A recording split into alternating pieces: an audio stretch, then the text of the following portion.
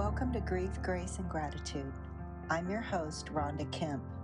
On this podcast, we will be sharing our grief journeys with one another. Each one of our guests will talk about the loved ones they've lost to overdose, as well as the impact of substance use disorder. As you listen, you could write down and share with us a question or discussion topic that you would like to see us include in our future episodes. Just as it says in the book of Psalms, chapter 34, verse 18, the Lord is near to the brokenhearted and saves those who are crushed in spirit. My hope is to bring comfort to those who are crushed in spirit.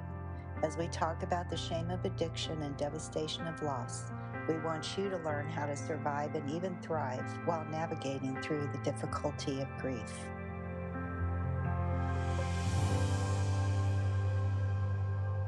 Hi, Tara. Welcome to Grief, Grace, and Gratitude. I'm so happy to have you on today. Tara and I met at a Hope After Loss retreat a few years ago, and she's just been a real inspiration to many of us. So I'm thrilled that you are willing to share your story, and I'll let you introduce yourself and tell us a little bit about Tyler. Hello. As she said, my name is Tara, and my son Tyler struggled with addiction for 12 years before he lost his battle in August 2022. And I never really thought it would come to that. I didn't believe that was going to be a part of our story. And so when I got that call, just my whole world stopped. And I really didn't know how I was going to keep going. It was just the hardest thing I've ever been through in the darkest time of my life. And it really wasn't until I went to my Hope After Loss retreat. It was, I believe, October, just a couple months after Tyler passed, where I truly felt the first time I had hope. And it was because surrounded by a bunch of other amazing parents who had already lost loved ones as well and were many years ahead of me. And I just saw hope in them and saw how you guys were able to smile and laugh and live. And it really gave me hope that I survived this. Yeah, that's probably the best thing you can see when you're 2 months from losing your son, that people are actually functioning at a better pace than you can even dream about when you're first going through the grief journey of losing a child. I remember those days. It takes a second for me to go back there if I want to think about the beginning of losing Lacey. So after you lost Tyler and you went to the retreat, I know you had just moved to a new place, so you didn't have a lot of support. What did you do? What was your best self-care, or what were those months like for you? For me, I truly never gave myself an option to just, I wanted to just curl up in the bed and not get out, but I didn't give myself the option of that because he had his younger brother, who was 60 at the time, still living in home. I just didn't want him to think when he lost his brother, he lost his mom. And so I knew I needed all the help that I could get. And so we had just moved 15 days before Tyler had passed. My husband was a Marine at the time. And we actually moved back home, but it was still like an hour where we lived. And so we hadn't found a church yet. And so someone told me about a grief share group. And so I just happened to look to see if there was one in my area. And there was actually one 15 minutes from our house, and it had just started up. So I started going to that. I started counseling. I didn't want to go in person just because they had this option of where you could do it online. And so I was doing counseling and the grief share group, which was weekly. And then it was just really every day spending time with the Lord and in the Word. And that was constant for the first couple of months. I used to work out regularly, but after Tyler passed, I just couldn't for a while. But after I got back from the Hope After Loss retreat, I did start working out again. And that really helped me a lot too. Just the physical aspect of it, just making me feel alive. Yeah. And getting outside, that was huge too. Getting out in nature, going for walks, feeling the sun and the wind on my face. I live close to the beach, so I love, that Tyler's happy place too. It's also mine. And so I really felt the closest to him there as well as the Lord. And so that was make that a daily priority as well. Yeah. Yeah, I remember the same thing. I had to be outside all the time. It's just in our innate nature, I think, to try to get closer to God outside. So the grief share helped, and then that was the beginning of just learning about grief. Did you know much about grief before this happened to you? The only people I've ever lost in my life were my grandparents. So What surprised you about it? If you could think of something that really surprised you about being in 2 years of grief like you have. it was the utter pain, just being hard to breathe. Just going back to that time, it's like, It comes right on. Yeah. I mean, there was just days where I would, 'cause my son was going to school and my husband worked, so I would most days by myself. And there'd be days where I would just fall to the ground and just cry and just could not believe. And then just also like everybody was still going about their life, because it didn't happen to them. And you never realize like when someone loses somebody, you're always like, oh, I'm so sorry, just praying for you and your family. And you just kind of go on. Yeah. But the person who's grieving isn't, and so that was like, wow, just how your world feels like it's completely stopped, but the whole world keeps going. Right. Yeah. And people get real uncomfortable with even bringing it up. You know, Oh, even, I mean, I'm 10 years in grief and I still feel like somebody should once in a while say, well, what is it like without Lacey around? Just open up the conversation, but people don't. we don't. I feel like I'm the one that has to bring it up. And, I've come to grips with that and I'm okay with that because I feel like they, until you have gone through something like this, you really do not understand grief. And they really just don't know. And they feel like if you're in a good mood, they don't want to bring it up. They don't want to bring, so I feel like if I bring Tyler, I'm giving them permission that it's Yeah. okay that, yes, I want to talk about him and it's okay to bring him up because, hearing his name does bring me joy. So, yeah, it's just giving people grace and reminding myself that I didn't know either until Well, no, really later. you don't know until you've been there, and hopefully people don't have to go to where we've been to understand the empathy that is needed, but what was Tyler like? If you could tell us a little bit about him. He was your typical clown. He really just wanted to make people laugh. So silly. And he just really was like, it almost remind Robin Williams and stuff. Like he a cold class clown. He was the stir and no one ever knew the darkness that he's dealing with on the day-to-day basis. I think because of the struggles that Tyler and, like Robin Williams stuff was going through is they wanted other people laugh and smile because of the pain that they were suffering.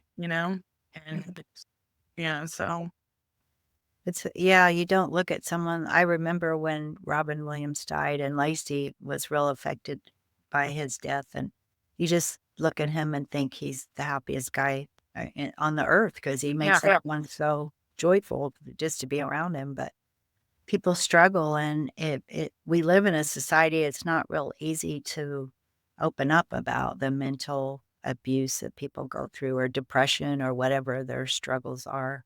How old was Tyler when he passed? he was 26. 26. So he started using, some type of drug in high school age Actually, I was in middle school. I found out later on in life that, yeah, in 8th grade, he started smoking pot, and that led to drinking. And then by high school, he was taking prescription pills to the point where he was snorting them. And it wasn't until after he graduated he couldn't because he was diagnosed with ADHD, so he was taking a medication for that. And in high school, he was actually selling those to get the pill over it. And when he got out of high school, he wasn't getting the prescription anymore because I wasn't getting it fulfilled because he wasn't in school and he didn't have a job. And I'm just, he really didn't need it. I didn't realize though that he using it to sell. Well, he couldn't afford the pills anymore that he was getting. And you see such a change. At 18, after he graduated, he didn't live with us anymore because he was bringing drugs in our house. At that time, it was just pot that I was aware of. His younger brother was 8. My husband and Marine, we just couldn't have that stuff in the house. Didn't see Tyler as much. When he did start coming around here and there, I was told that something was different. He did eventually call me at work one day to tell me he was using needles, and it really just shocked me because I just never imagined him ever doing that, and so I was like, "Okay, well, he's telling me this because he wants to get help," and so I tried to get help, and he said no, that he just wanted me to know, and I did, and I really he wanted to get help, and that's why he was calling me. It was a cry for help, but I think he was just scared and didn't. Kind of probably surprised him even that he was doing that I mean, the addiction takes them to places they don't ever dream of going either. So we don't picture our kids having that life. And, with me, I always think if I'd have known a lot more about opioid addiction, I would have been so much better prepared. But I know you're doing things now to share your story that gives people some information about this terrible addiction journey that. Right. Yeah. And did you go to get help when he was in addiction? Did you have any support then? I really didn't, and I really didn't know what was out there, to be honest. It was like a week prior to Tyler's passing, someone told me about finding hope. Yeah. And so I had just gone to my first meeting, and the next week, Tyler passed and said, "Well, I guess I don't need this group anymore because my son didn't win his battle with addiction." And that's when they told me about hope after loss. Unfortunately, there just wasn't one in this area. And how is your relationships changing since you lost your son? For the good. You really find out really who is really there for you. For me, a lot of people that I thought were going to be there weren't. And so it just kind of was eye-opening. It was a really lonely time for me. Yeah. But I feel like I've become a better person because it puts things into perspective when you lose someone you love so much. You really look at all the little stuff as nonsense, Yeah. total nonsense. Some people, can handle that. Some people don't, but it's all based on because they don't understand either. So I've done a lot of growth in this season, a lot of more growing in the Lord. And that's where I feel like there's beauty in the ashes because I've become so much more intimate with God. I was always battling for Tyler. It was always going to the Lord and praying for Tyler and fasting for him. And I was always in his word seeking him, but it was different this time after losing him, where I just needed so much. It was definitely there. He always shows up and he's not stepped away an inch, but we recognize his presence so much when we're in desperation like that. And actually, in the beginning, I didn't feel his presence. Like, I think it was something that I learned in grief group where it said, in our grief, especially in the beginning, it's so dark and we're in such a dark spot that it kind of explained like we're in 2 vehicles and like we're in a car and we're going down the road and the sun's out and we the stoplight and then all of a sudden a big semi truck goes next to you and stops next to you and it blocks us. And it's not that the sun has left, it's just been blocked. And so like our grief is blocking sometimes God, even though he's there. It's just can't necessarily because we're just so heavy sometimes in our grief. But and that really kind of helped me, because I think in the beginning, because we didn't have a church family, we had just moved. Yeah. And I just so alone. And then, but he is close to the brokenhearted. And as I started actively looking for him and opened my eyes to seek him, I did find him. Yeah, you were just amazing with all the videos. I would watch your videos on Facebook and it wasn't weeks even. You were working out, you were sweating, you were doing little inspirational talks, real quick things. And I thought, wow, It's impressive, because I remember 2 or 3, 4 months, 5 months, a year after, like, I was not able to be inspirational to other people, I don't think. I didn't feel like I had the energy. Yeah. You seemed to have a lot of energy. I was just always following you because you look like you were coming back, like Rocky after a defeat. Like, but for me, it's always been a battle. Addiction's been in our family for a very long time. It goes back many generations. And, I struggled also with addiction, not the point of needles or anything like that. I'm very thankful for that. But I just felt like ever since I know the Lord, I found the Lord in my 30s.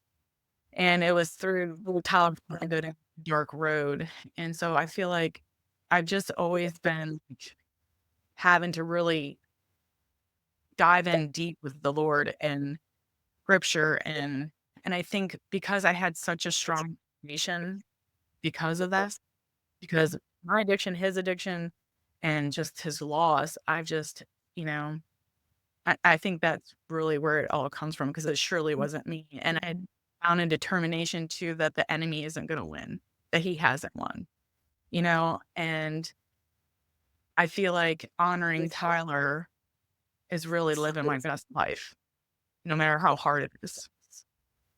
And so that's my determination every day. Wow. When you lose somebody, it's like everybody's watching you.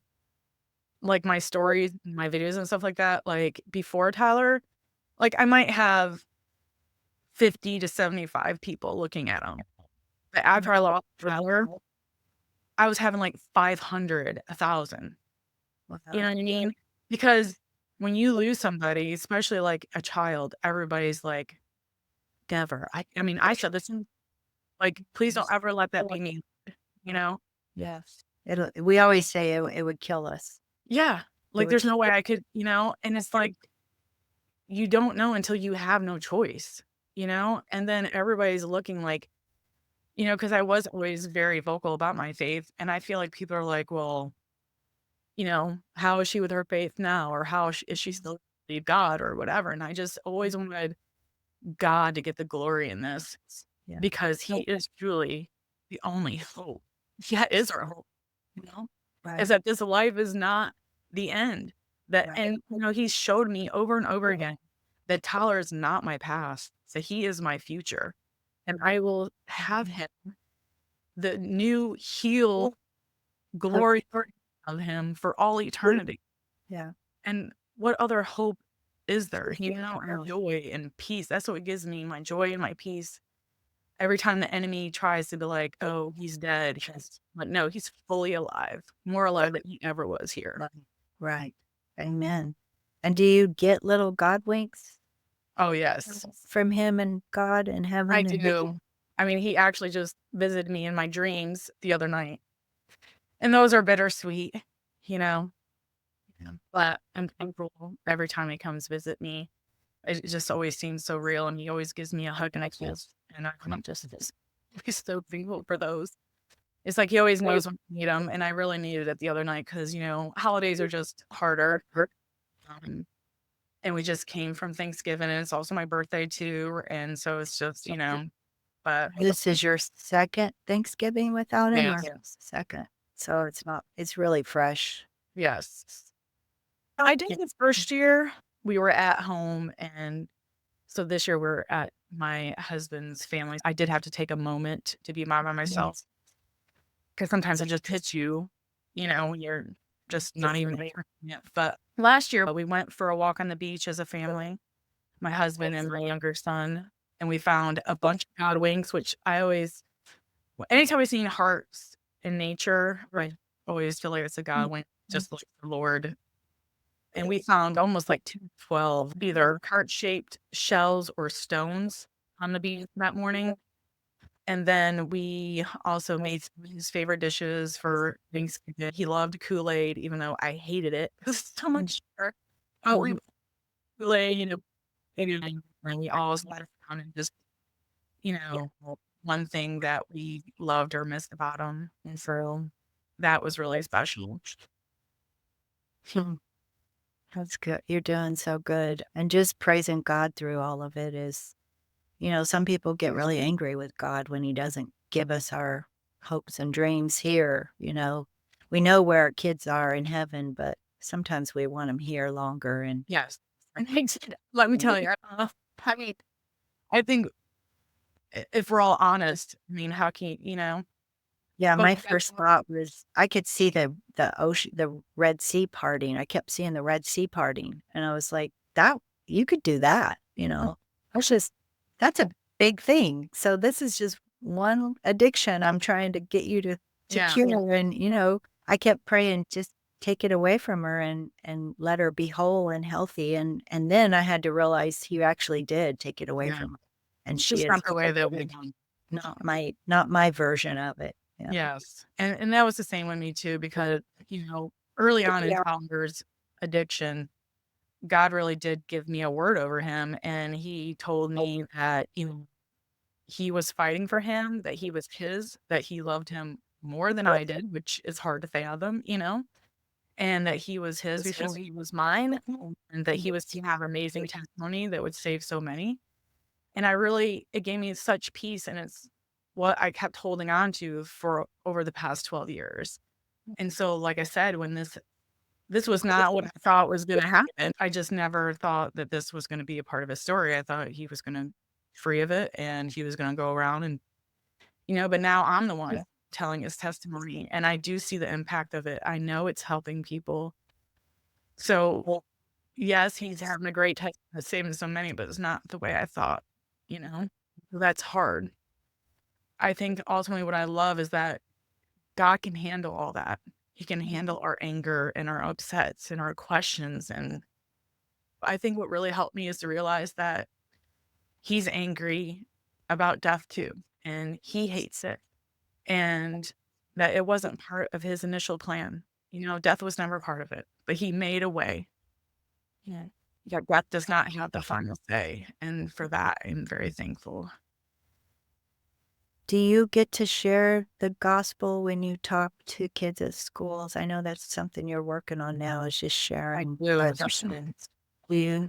They asked me if I would come and speak. I said, can I say anything? And they said yes. I said, okay, because there's no way I can't mention God and tell our story because he's all through it from beginning to end. And so I do. It's completely his story. I'm very thankful that I'm able to do that as well.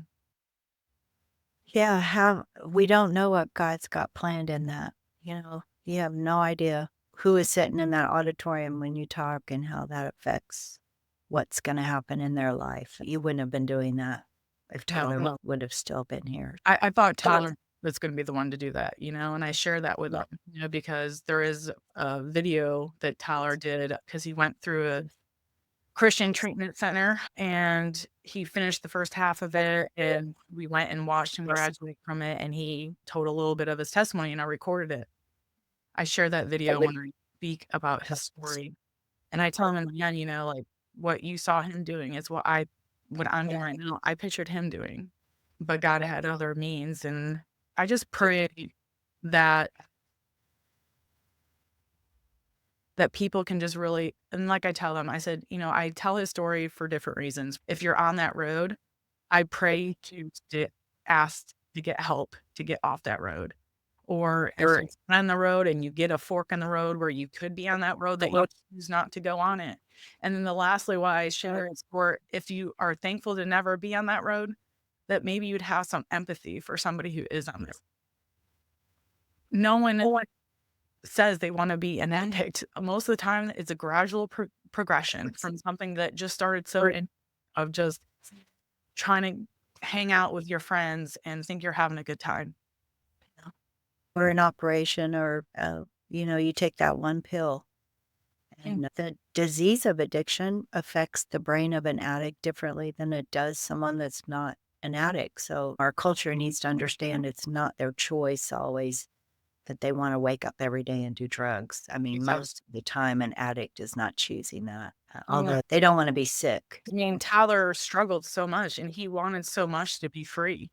He wanted to be free of it, but he truly, I truly believe that he didn't feel like he could ever truly be free of it. And that's why I think maybe why God could completely heal him, because he didn't believe he could. Yeah. And what is the actual progression of how you became into this? You found a way to tell his story in schools, and how did all that happen for you? I had someone from the health department reach out to me, asking me if I'd be willing to come in and tell her story.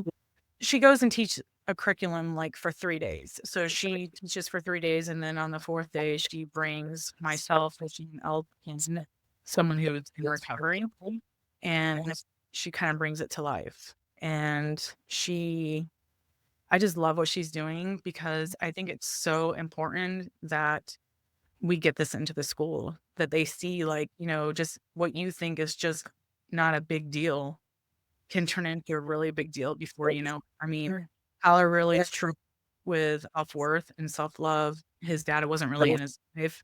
He felt abandoned by his dad, which was a lot of his had come from.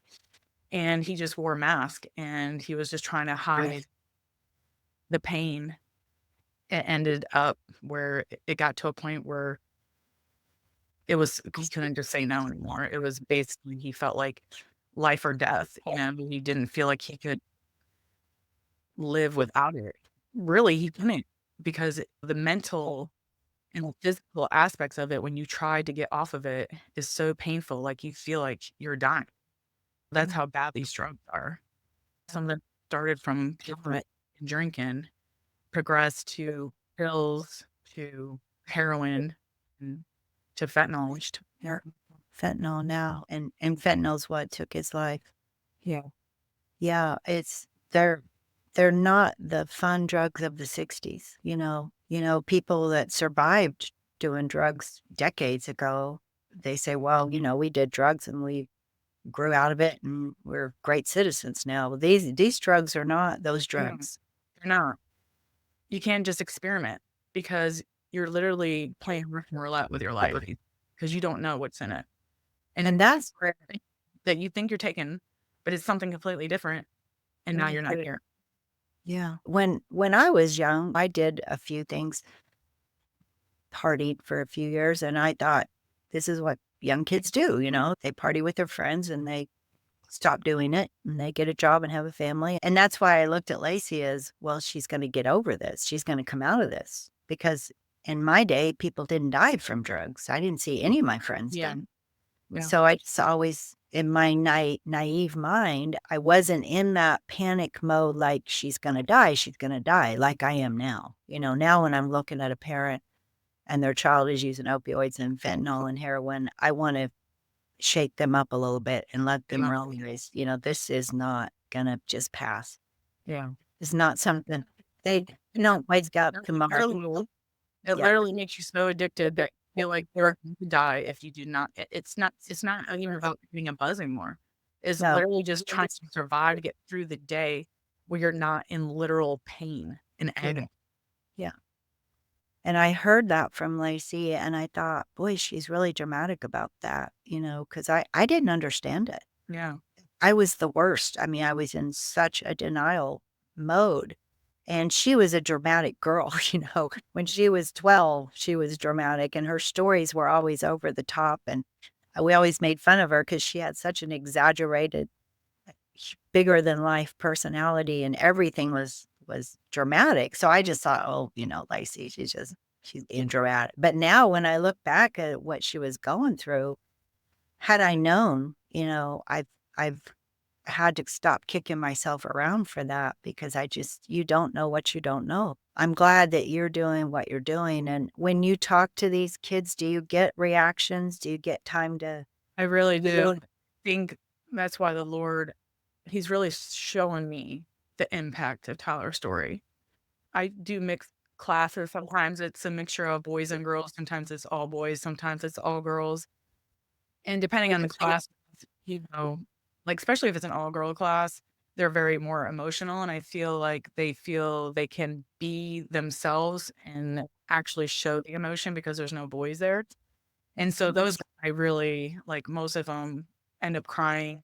A lot of them I mean, come up to me at the end and just tell me how thankful they are that I came and shared Tyler's story. I've had, some of them write me letters or tell me that I've impacted their life and that they know that I impacted everybody in that room and that they're praying for me, to have healing. And, I mean, I've even had boys come up and speak to me and a lot of them, if they're not on the road, unfortunately, a lot of them, their parents are. There's a lot of kids in there where their parents are dealing with addiction and they're living with grandparents. So it's really heavy in our state. We are a red state, which means we're very high with people struggling with substance abuse. And also we have a lot of overdose deaths as well. So that's why the schools are being more acceptable of us coming in and, speaking. And I'm just very thankful for the opportunity, even though it's so hard. It really mentally, physically wipes me in the day. When you're, because I speak to different classes. So some days I'll speak to 4 classes in one day. So it's it's hard enough telling the story once, but then having to say it 4 times, it's like, I never had headaches with the boys having stream, but every time, this is a God wink too. Every time I come out of school, turn on my car, it's the first time I did it, it was a song that was Tyler's song that he wanted me to download for him when we were driving him to the Adult Teen Challenge. And it was the first song that played. It came out. And I just knew it was the Lord's, You're 'cause doing what I want you to do. And what a feeling to be in the right place with God like that. God didn't make this happen, but he is going to make something good of it. It's not for nothing. I love that you just said that because I deal with people in Hope After Loss that say, people tell me it's God's will and they just refuse to believe God would want their child to die in addiction, maybe sometimes alone, that God would never have that in his plan. And so that it's a tricky. For me, it was God reminding me that he didn't make this happen. He didn't take Tyler. He received Tyler. He took him home. And, the enemy really with that he wanted this. But God reminded me that no, he did not, that Tyler is his and that he is with him. And unfortunately, for whatever reason, Tyler couldn't get free of it here. Yeah. And so this was the way for God to free him, To where he receive. wasn't anymore, because there was so many times, when I tell Tyler's story, that he should have been dead. I mean, he was hit by a car riding a bicycle. He had really bad car, rolled 5 times. I mean, there was just so many times that Tyler would have been dead, but and I always would tell Tyler, there's a reason why God keeps saving you and why the enemy wants you dead. And said, Mom, he says, you don't know the daily battle I struggle with in my mind every day. He's like, sometimes I wish that God would just take me, which is so true to hear, And I really feel, I didn't understand. I don't know, but he was truly being implemented every single day. And I just feel like we're just said, your fight is over, son. Come home, Yeah. And even though it's hard for me here, I would rather be the one struggling than my son. And I know he's not anymore, and he's at peace. Yeah. So many of us moms know exactly what you're saying. And you say it so well. Yeah. I'm so proud of you. That's yours. This is all. After would probably be in a ball. Yeah. I'm sure you go to that ocean some days and just go, I don't want to tell my story today, it's hard. Well, he showed me because my own testimony the best. And in the beginning of my walk with the Lord, he had asked me to tell my story. So when the pastor asked, I would tell my testimony, and he didn't know my full testimony either when he asked me. And I was like, I don't know. And he said, well, just pray about it. So I prayed about it, and I said, I will. And so I thought I could just tell what I wanted to tell, the bits and pieces I wanted to share.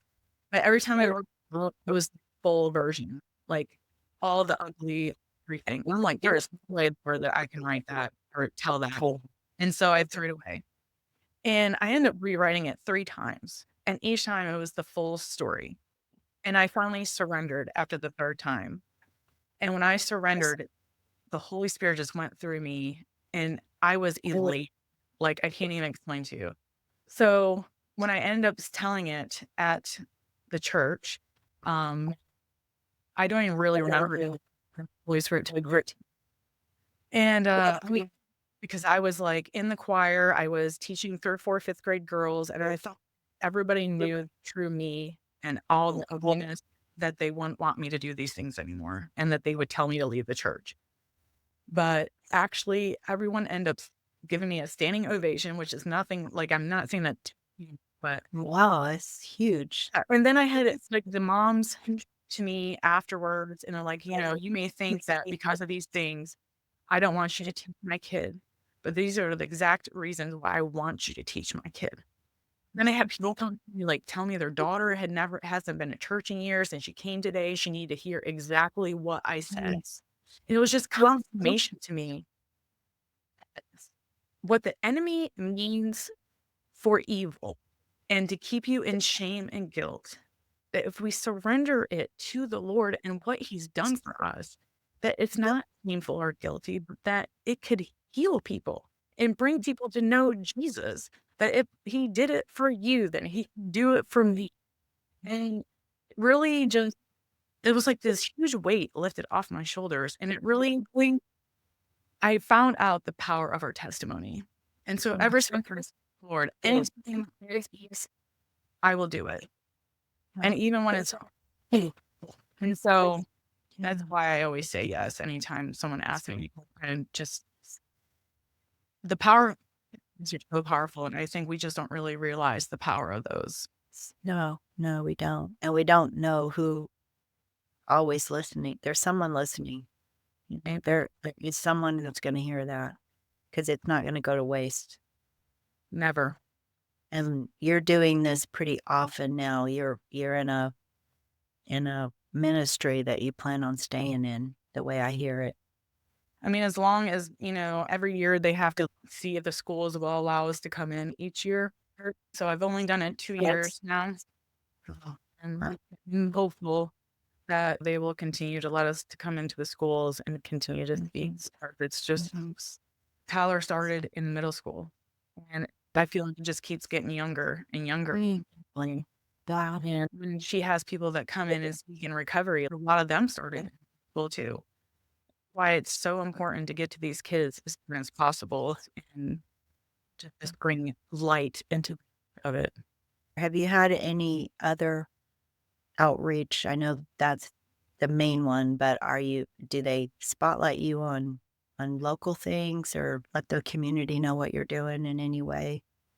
Just kind of doing this right now. I always pray that the Lord will open the doors for whatever He wants me to do. Just Yeah, you're definitely making a difference. And I wonder what Tyler would say if he could just sit with you for a minute and just tell you how proud he is.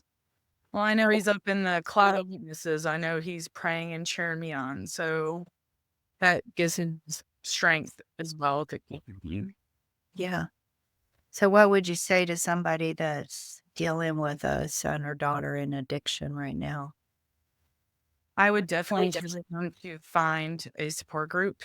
I think it's so important to realize that you're not alone, to get surrounded by other people who get it and that can come alongside you, to can encourage and pray with each other. It's so important. And to not lose hope. I think that's the biggest thing I know that Tyler wasn't healed on this side of did come to know the Lord. I pray for his salvation, and he did come to know Him. He did accept his life. And that's, I'm just so thankful for that as well.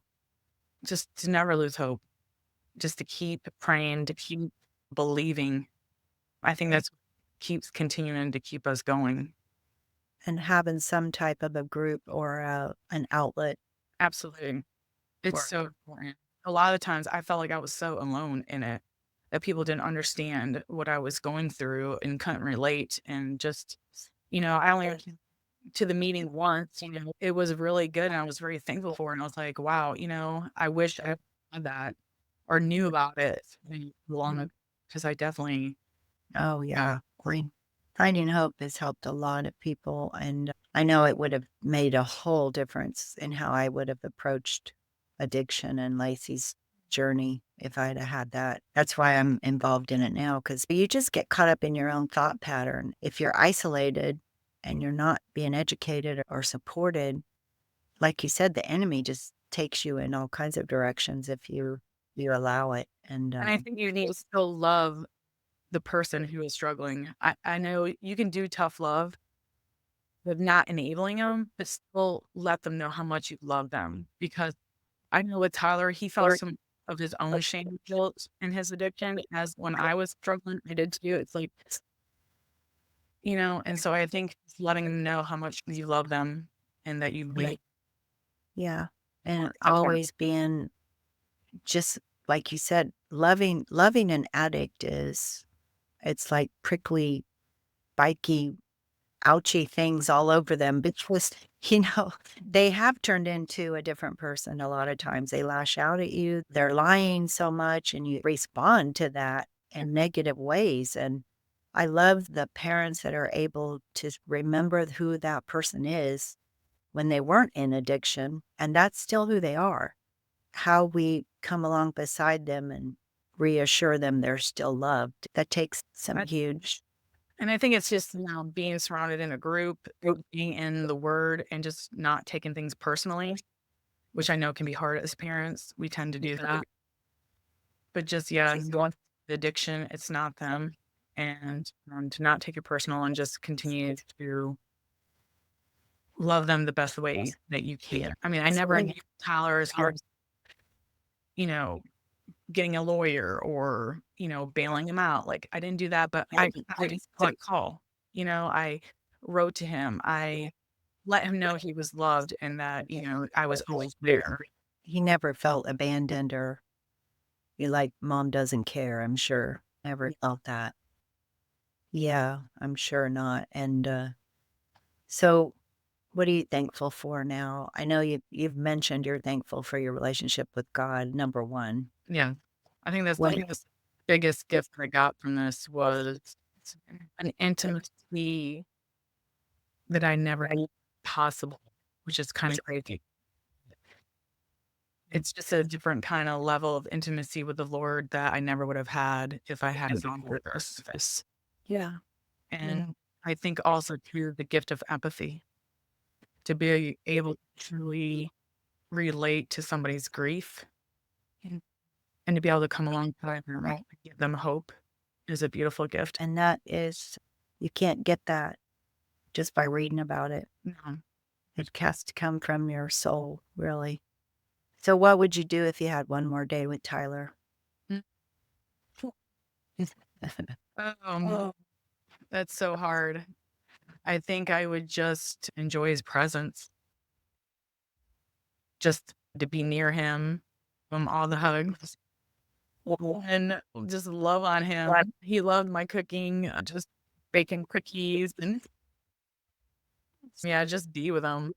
That would be just really special. I know that every day is a closer to seeing him again. Right. Yeah, it's not going to be long.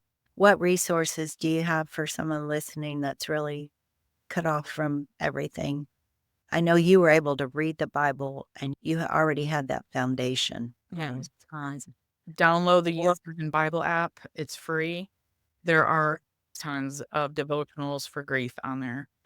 My family and I did them together. I did some of them, but then my family and I did them together for over a year. Also, the Grief Share group, I really highly recommend those. So you can go on their website, put in your zip code, see if there's one near you. Another thing I really enjoyed was Grief Share emails for a year. They'll send you a daily email for a year about grief, and I look forward to those every day. I think being in a group is just so important to know that you're not alone. There is hope, and I've read a lot of books too. And I read a lot of books from like pastors because I wanted to get their, you know, take on it and hear it from them. So I did read a lot of books. I read one by Levi Lusko that was really good.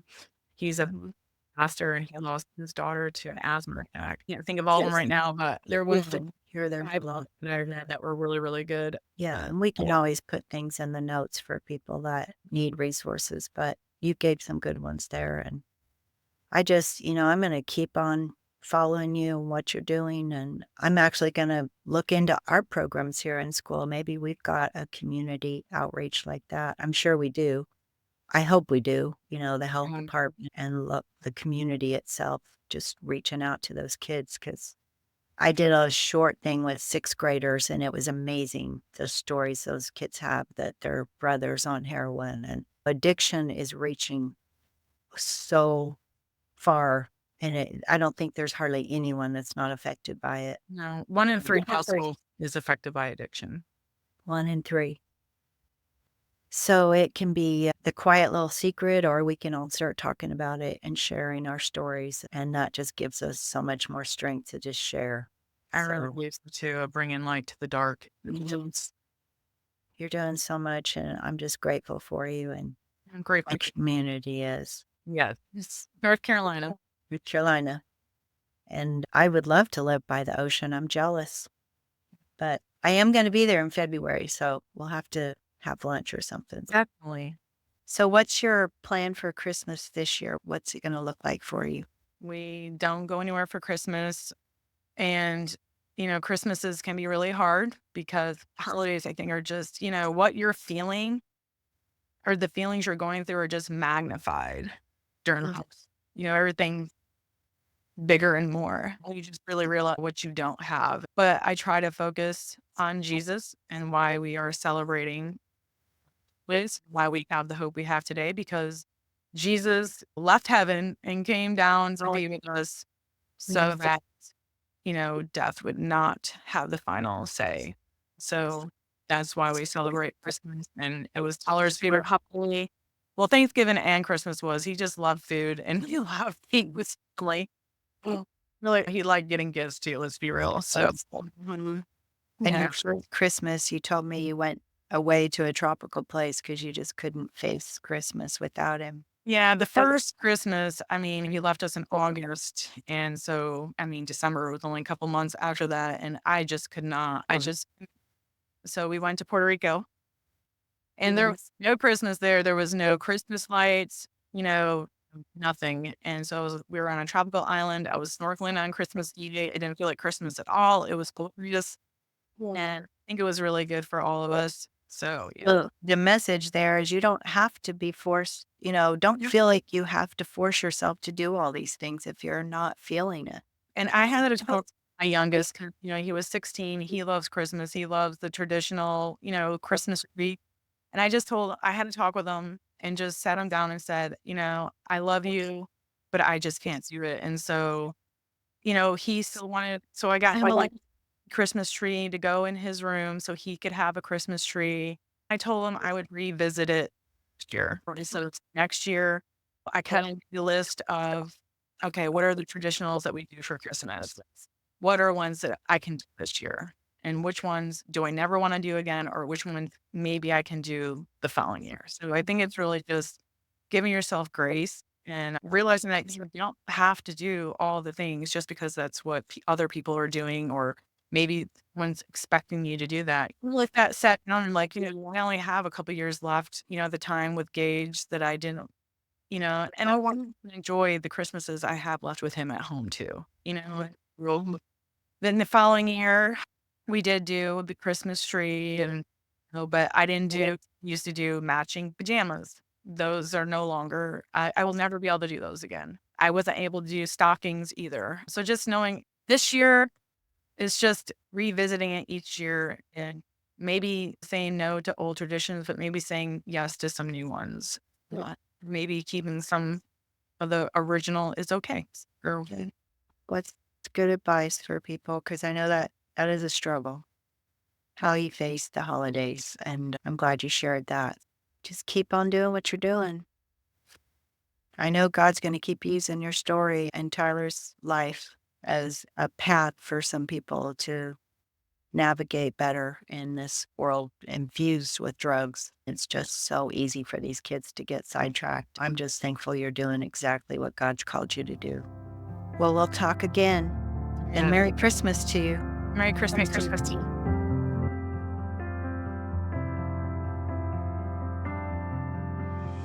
Thank you so much for joining us today and for being a part of the Grief, Grace, and Gratitude community. Remember, God has not forgotten you, your dreams, or your broken heart. Join us for our next episode, available wherever you listen to podcasts. To help us reach more people, please like, share, subscribe, leave a review, and follow us on social media. What will you trust God with today?